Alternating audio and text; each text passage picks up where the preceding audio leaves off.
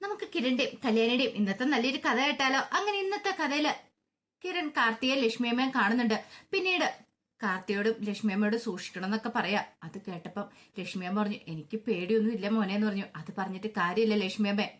ആ സ്റ്റെഫി ജയിലിൽ ചാടി വന്നിരിക്കുന്ന എന്തിനാന്നറിയാലോ? ഗംഗാപ്രസാദിനെ ഇല്ലാതാക്കിയവരുടെ കാര്യത്തിൽ തീരുമാനം ഉണ്ടാക്കാൻ വേണ്ടിയിട്ടാ. ഏറ്റവും കൂടുതൽ ശത്രുത നിങ്ങളോടാ. കാരണം നിങ്ങൾ കാരണമാണ് ഗംഗാപ്രസാദിനെ ഇല്ലാതാക്കിയെന്നുള്ള കാര്യങ്ങളൊക്കെ സ്റ്റെഫിക്ക് നന്നായിട്ടറിയാം. അതുകൊണ്ട് ഒന്ന് സൂക്ഷിക്കുന്നല്ല എന്ന് പറഞ്ഞു. കാർത്തി പറഞ്ഞു, അങ്ങനെ പേടിച്ച് ഒളിച്ചോടി ഇരിക്കാൻ പറ്റുന്ന കാര്യമാണോ കിരണേന്ന് ചോദിച്ചു. അതൊക്കെ ശരി തന്നെയാ, എനിക്ക് മനസ്സിലാവുന്നുണ്ട്. പക്ഷെ നമ്മൾ സൂക്ഷിക്കാനുള്ള സൂക്ഷിക്കണം. ഈ പറയുന്ന ഗംഗാപ്രസാദ് തീർന്നിട്ട് ഗംഗാപ്രസാദിന്റെ കൂട്ടാളികൾ പുറത്തുണ്ടായിരുന്നു. അവര് പക്ഷെ ഒന്നും ചെയ്യാൻ മുതിർന്നില്ല. പക്ഷെ ഇപ്പൊ സ്റ്റെഫി പുറത്തിറങ്ങി കഴിഞ്ഞു കഴിഞ്ഞപ്പോ സ്റ്റെഫിയും കൂടെ അവരോടൊപ്പം ചേർന്നിട്ട് എന്തെങ്കിലും ചെയ്യാൻ വഴിയുണ്ട്. അതുകൊണ്ടാ സൂക്ഷിക്കണമെന്ന് പറഞ്ഞേ. ലക്ഷ്മിയും പറഞ്ഞു, മോനെ ഞങ്ങളെപ്പോലെ തന്നെ സൂക്ഷിക്കേണ്ട ആൾക്കാരാ കല്യാണി മോളും മോനും ഒക്കെ. അതുകൊണ്ട് നിങ്ങളൊന്ന് സൂക്ഷിക്കണം. അവർക്ക് നിങ്ങളോടും വാശിയും വൈരാഗ്യം ഉണ്ടെന്ന് പറഞ്ഞു. അതൊക്കെ എനിക്കറിയാം. ആ രീതിക്ക് തന്നെ ഞാനും മുന്നോട്ട് പോയിക്കൊണ്ടിരിക്കുന്നത്. പിന്നെ അച്ഛനും എന്റെ ഫ്രണ്ട്സും ഒക്കെ എന്നോടൊപ്പം തന്നെ ഉണ്ടെന്ന് പറഞ്ഞു. അല്ലെങ്കിൽ തന്നെ ഒരു കാര്യം ആലോചിച്ച് നോക്കിയേ. അന്ന് ആ ഗംഗാപ്രസാദിന്റെ ബോഡി കുടിച്ചിട്ടു. അന്ന് ആ CI അത് മാന്താൻ വന്നു കഴിഞ്ഞപ്പം അച്ഛൻ കൃത്യസമയത്ത് തന്നെ ആ ബോഡി അവിടെ നിന്ന് മാറ്റിയിട്ടുണ്ടായിരുന്നു. ഞാൻ പോലും അറിയത്തില്ലാതെ. അല്ലായിരുന്നെങ്കിലോ ഉറപ്പായിട്ട് ഞാൻ കുടുങ്ങത്തില്ലായിരുന്നോ? അതാ പറഞ്ഞേ, അച്ഛന് വേണ്ടുന്ന കാര്യങ്ങളൊക്കെ മുൻകൂട്ടി ചെയ്യും. അപ്പൊ അതുകൊണ്ട് അച്ഛനോട് ഞാൻ ഈ കാര്യങ്ങളൊക്കെ പറഞ്ഞിട്ടുണ്ട്. പേടിക്കേണ്ട കാര്യമൊന്നുമില്ല. ഇല്ല എന്നാലും നമ്മളൊന്ന് കരുതിയിരിക്കുന്നല്ലേ എന്ന് ചോദിച്ചു. കാർത്തി പറഞ്ഞു, അതെ കിരണേ, അതും പറഞ്ഞിട്ട് പക്ഷെ ഞങ്ങൾക്ക് വീട്ടിൽ ഇരിക്കാൻ പറ്റില്ലല്ലോ. ഞങ്ങളുടേതായ കാര്യങ്ങളൊക്കെ നടത്തേണ്ടതെന്ന് ചോദിച്ചു. മനസ്സിലാവുന്നുണ്ട്, പക്ഷെ എപ്പോഴും ഒരു ശ്രദ്ധ വേണം. അതുമാത്രം ഞാൻ പറഞ്ഞോളൂ. ആ സ്റ്റെഫി ഇറങ്ങി കഴിഞ്ഞിട്ട് അവൾക്ക് ഒരു ലക്ഷ്യം മാത്രമേ കാണത്തുള്ളൂ, നിങ്ങളെ ഇല്ലാതാക്കണം. അല്ലെങ്കിൽ നമ്മളെ എല്ലാരെയും ഇല്ലാതാക്കിയിട്ട് ഒന്നെങ്കിൽ വീണ്ടും അവൾക്ക് ജയിലിലേക്ക് പോവാം, അല്ലെങ്കിൽ അവൾക്ക് ജീവിതം അവസാനിപ്പിക്കാം. അതൊക്കെ ആയിരിക്കും അവളുടെ മനസ്സിലെ ലക്ഷ്യങ്ങള്. ഒരിക്കലും നമ്മൾ പിടികൊടുത്തുകൂടാന്ന് പറഞ്ഞു. ഇതേ സമയത്ത് സ്റ്റെഫി ഗംഗാപ്രസാദിന്റെ കൂട്ടാളികളെ കാണുവാണ്.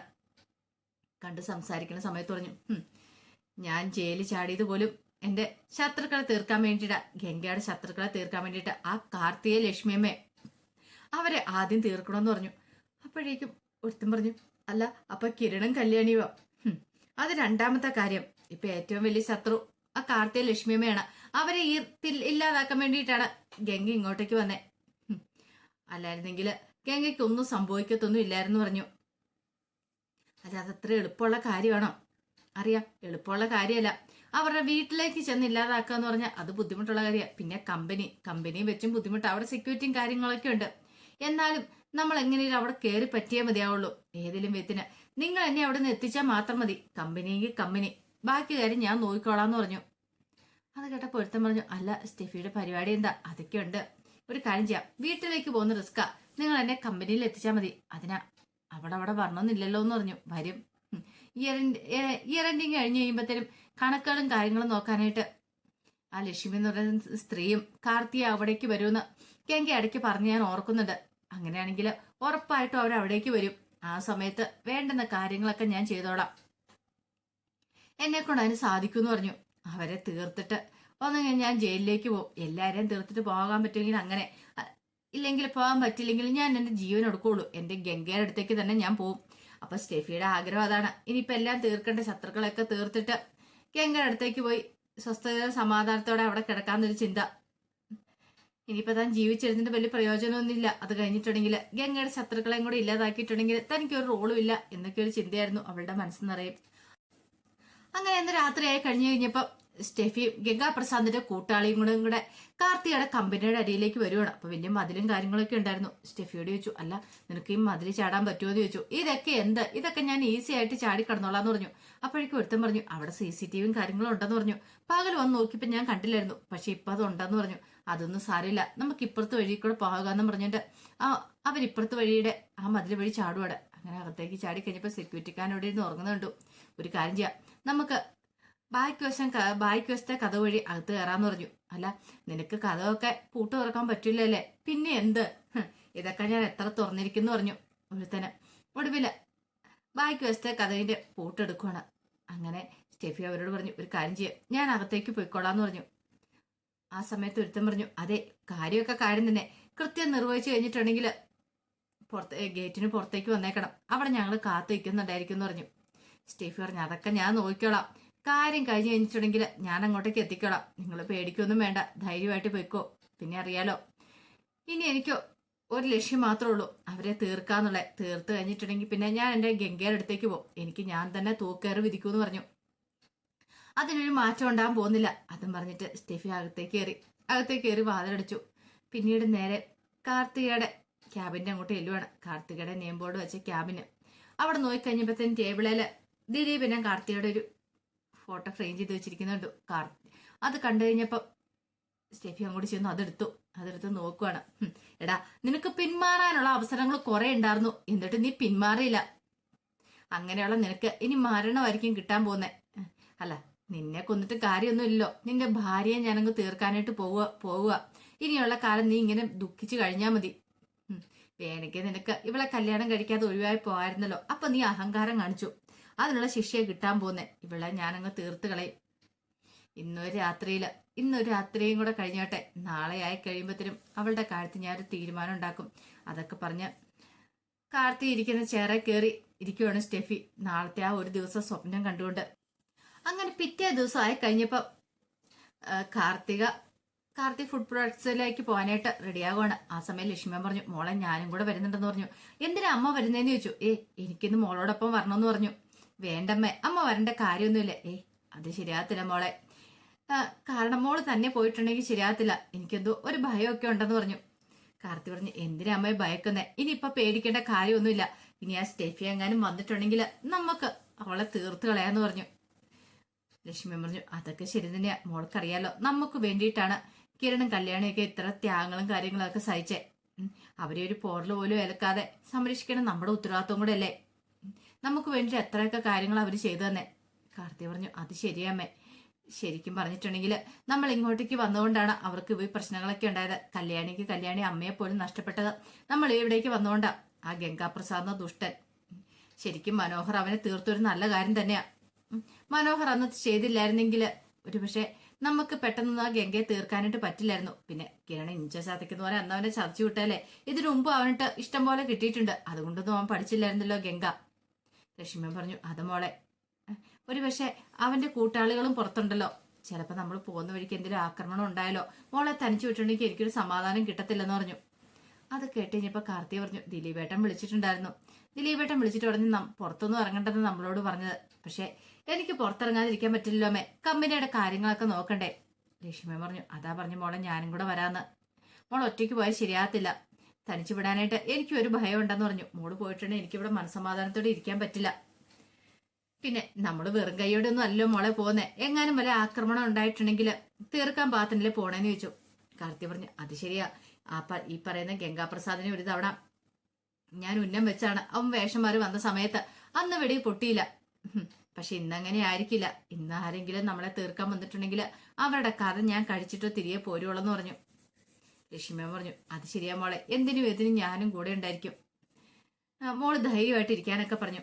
ആ സമയം കിരണിന്റെ അടുത്തേക്ക് കല്യാണി വരുവാണ്. കല്യാണി വന്നിട്ട് പറഞ്ഞു, അതെ കാർത്തിയേച്ചി ലക്ഷ്മി അമ്മയും കൂടെ കമ്പനിയിലേക്ക് പോകുവാന്ന്.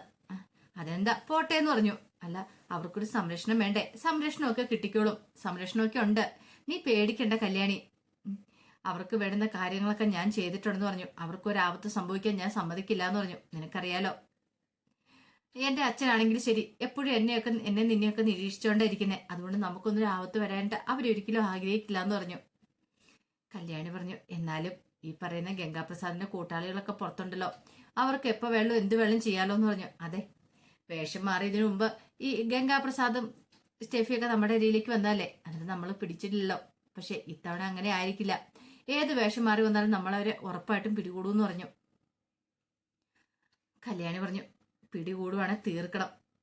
കിരൺ പറഞ്ഞു, അത് പിന്നെ സംശയമില്ലാത്ത കാര്യമല്ലേ, ഗംഗാപ്രസാദും രാഹുലും ഒക്കെ എന്റെ കയ്യിലേക്ക് വന്ന് പെട്ടത്, ഇനിയിപ്പോ വരാൻ പോകുന്ന അവളായിരിക്കും ആ സ്റ്റെഫി, അവൾ എന്റെ കയ്യിലേക്ക് വന്ന് വീഴും, അവളെ ഞാൻ തീർത്ത് കളയും, അതിനൊരു വ്യത്യാസം ഉണ്ടാകാൻ പോകുന്നില്ല, അത് അധികം വൈകാതെ നടക്കാൻ പോകുന്ന കാര്യ കല്യാണി, നീ അതൊന്നും ഓർത്ത് വിഷമിക്കണ്ടെന്ന് പറഞ്ഞു.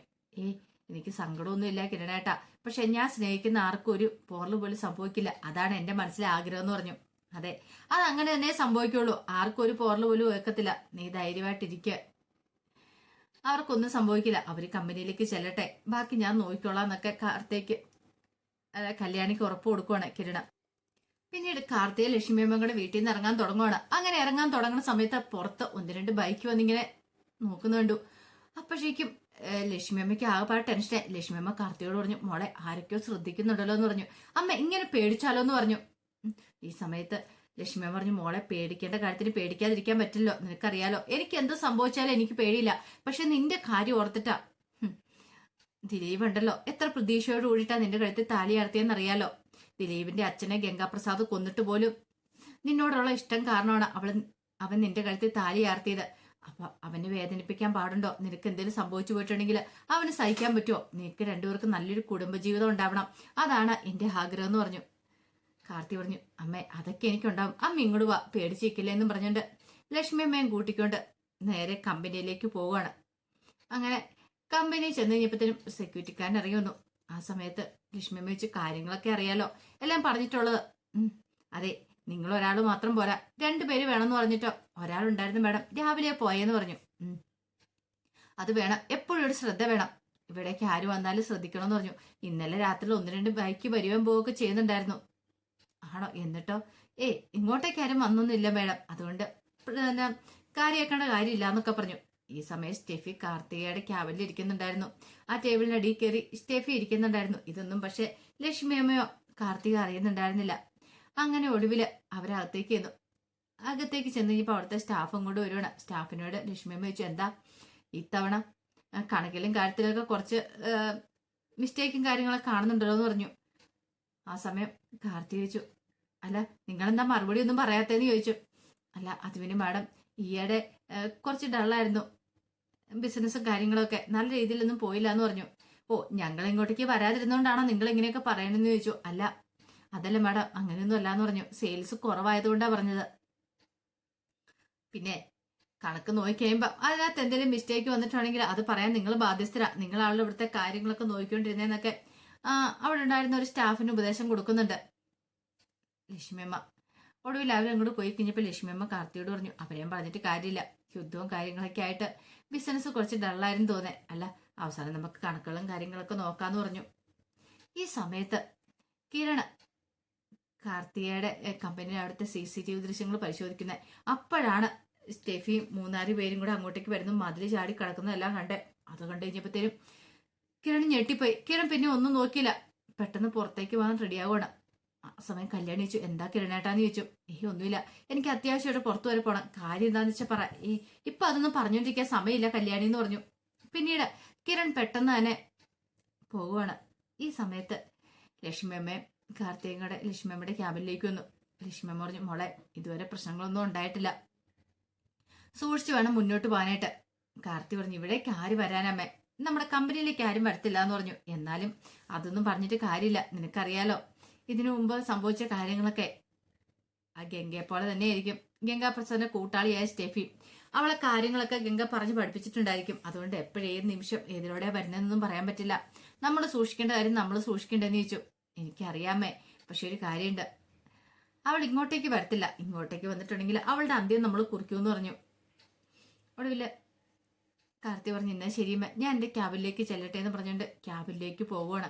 അപ്പൊ ആ ക്യാബിനില് ടേബിളിന്റെ അടിയിൽ സ്റ്റെഫി ഇങ്ങനെ കാത്തിരിക്കുന്നുണ്ടായിരുന്നു കൊലക്കത്തിയായിട്ട്. അങ്ങനെ സ്റ്റെഫി ഓരോ നിമിഷം എണ്ണി ഇരിക്കുവാണ്, ഇപ്പം കാർത്തിക വരുമെന്ന് ഓർത്തിട്ട്. അപ്പോഴേക്കും കാർത്തിക അങ്ങോട്ട് വന്ന് ക്യാബിനിലേക്ക് കയറുവാണ്. അപ്പൊ അതിന്റെ വിശേഷങ്ങളൊക്കെ കാണുന്നത്. ഇനിയിപ്പോ എന്തായി തീരും നടത്തില്ല, കിരൺ ഉറപ്പായിട്ടും അങ്ങോട്ടേക്ക് വരും, കാർത്തിയൊക്കെ രക്ഷിക്കുകയും ചെയ്യും, സ്റ്റെഫിക്ക് ടിബറ്റ് പണി കിട്ടും. അതിന്റെ വിശേഷങ്ങൾക്കായി നമുക്ക് എല്ലാവർക്കും കാത്തിരിക്കാട്ടോ. ഒരിക്കൽ കൂടി എല്ലാവർക്കും ശുഭദിനം നേർന്നുകൊണ്ട് നിർത്തുന്നു.